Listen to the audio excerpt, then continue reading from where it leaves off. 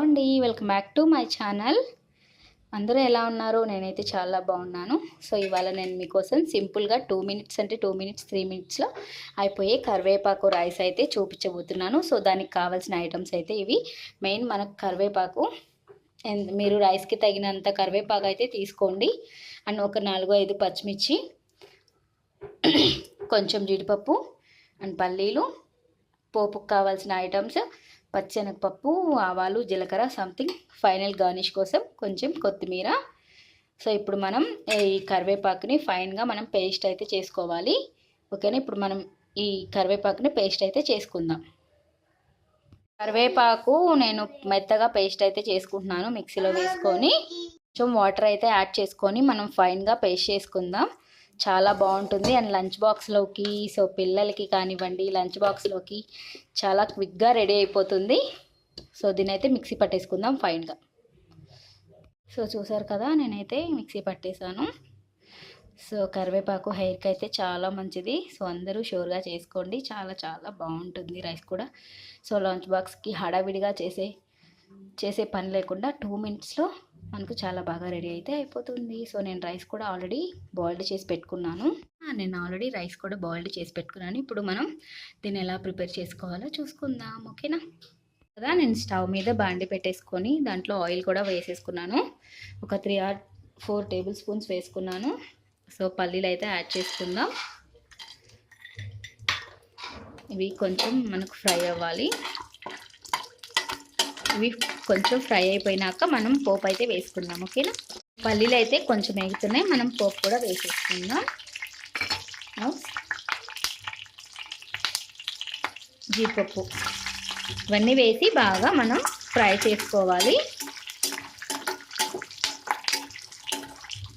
చాలా బాగుంటుందండి, ఒక్కసారి ట్రై చేయండి. ఓకేనా? కరివేపాకు rice so nice, tasty and yummy. So హెయిర్కి, కంటికి చాలా మంచిది కరివేపాకు. సో క్విక్గా అయిపోతుంది. ఆల్ ఆఫ్ యూ అందరూ ట్రై చేయండి. ఓకేనా? ఇవి కొంచెం ఫ్రై అయిపోయాక మనం ఆ పచ్చిమిర్చి అయితే యాడ్ చేసుకుందాం. ఫ్రై అయిపోయింది. కొంచెం కరివేపాకు, గ్రీన్ చిల్లీ, ఓకే.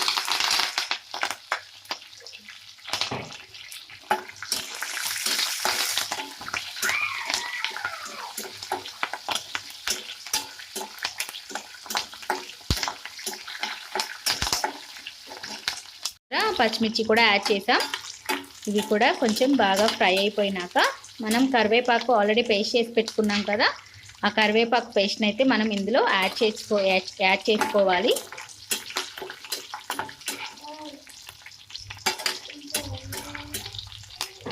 చూసారు కదా, కరివేపాకు పేస్ట్ కూడా యాడ్ చేశాను. దీన్ని మనం కొంచెం ఫ్రై అవ్వనిచ్చుకోవాలి. అంటే పచ్చివాసన ఉంటుంది కదా, ఆ పచ్చివాసన పోయేదాకా మనం దీన్ని ఫ్రై చేసుకోవాలి. కరివేపాకు పేస్ట్ని కూడా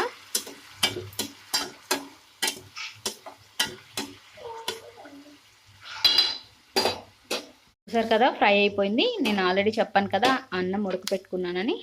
సో చూసారు కదా, ఇప్పుడు మనం రైస్ అయితే యాడ్ చేసుకొని కలుపుకుందాము. చాలా బాగుంటుంది. సో దీంట్లో మనం లైట్గా ఒక హాఫ్ నిమ్మకాయ కూడా యాడ్ చేసుకోవచ్చు.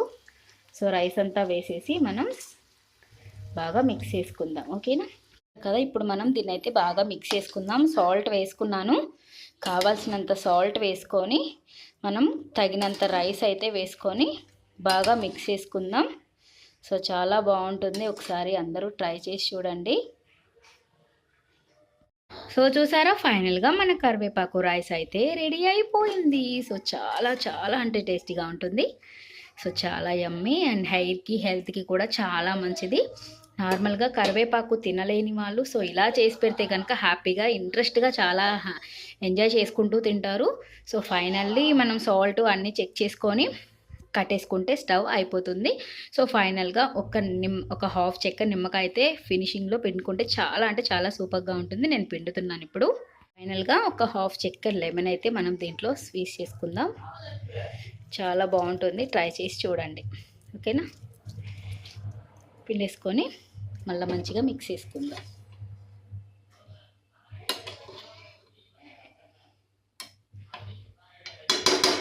సో ఫైనల్లీ మన కరివేపాకు రైస్ అయితే రెడీ అయిపోయింది. కొత్తిమీరతో గార్నిష్ చేసుకుంటే చాలా బాగుంటుంది.